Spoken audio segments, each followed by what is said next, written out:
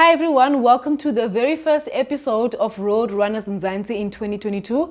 I'm glad to have you back. I hope you guys had a very good festive season and a very good rest, and I'm sure you guys have started training now. I know people are gearing up towards the Cape Peninsula Marathon, to Cosmos 3-in-1, so a lot of people are training very hard, and I hope things have started on a good note.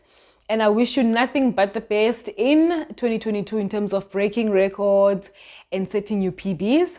My name is Nokuthula Gulwa, and of course, if you're joining us for the first time, please do subscribe and hit the notifications button so that you don't miss out on any videos. So in today's episode, I wanted to talk about, the Bay to Bay review, the Bay to Bay race.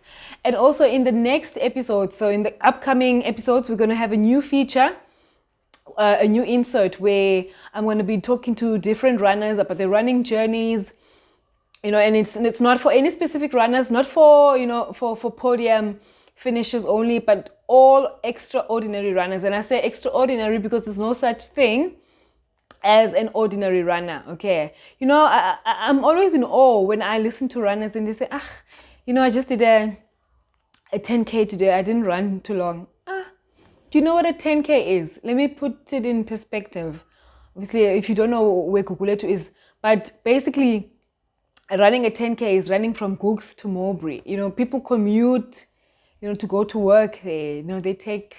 They drive, they take taxis and buses, and when you just run that distance, like nobody's business. So definitely no such thing as an ordinary runner. So I'm looking forward to that new insert in the next episode. But today I didn't just want to I wanted to start it today, obviously, but I didn't want to also be too quiet in the channel for too long. So for this first episode in this new year, I'm going to be talking about the Bay to Bay. Now, the Bay to Bay race is a 30-kilometer race that takes place in Cape Town, usually in January. And it starts in Camps Bay. It's a 15-kilometer towards Hart Bay, and then another 15 kilometers from Hart Bay to Camps Bay. It's a popular race. It's quite scenic as well. There's hills and a nice ocean view. And it's famous for, the Sake Boise 2-kilometer climb. As you come back from Hart Bay, that killer climb. It's quite popular for that as well.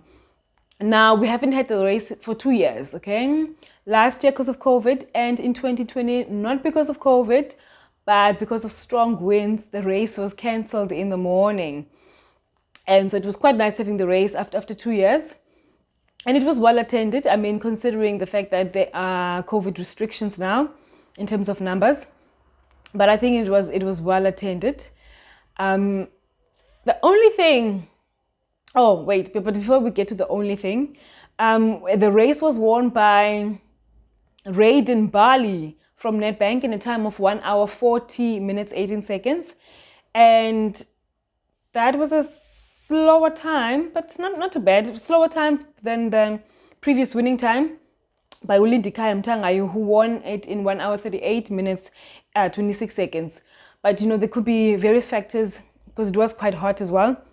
Ulindikaya, I think he came third in the race this year. And females, it was won by Danette Wali in 2 hours, 6 minutes, which was a much slower time than the previous year. It was won by, the previous race in 2019.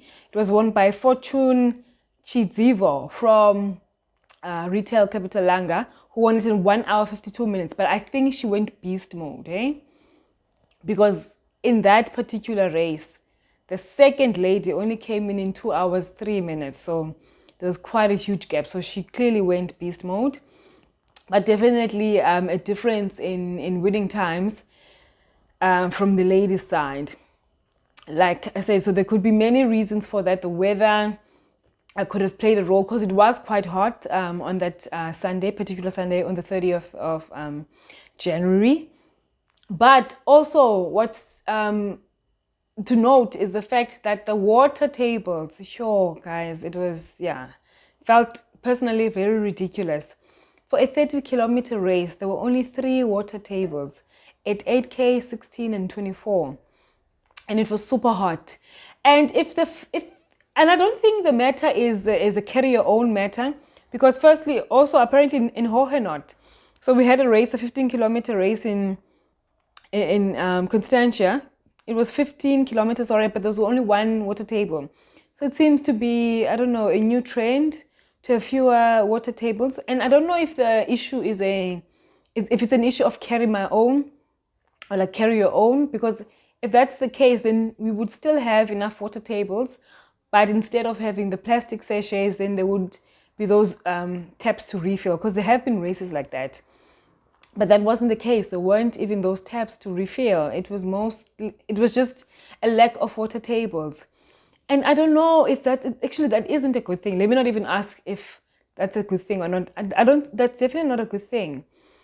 Because the races, like the race fee is much higher. Like the race fees have gone up, quite significantly, sorry. And yet it seems as if the standard is dropping.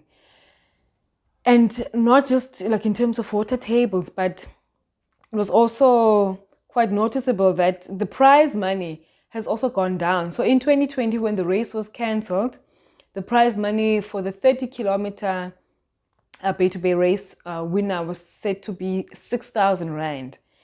Now this year, the prize money was 1,500 Rand. So that's quite a huge drop. It's dropped by 75%. So that's a bit concerning. So, what is going on?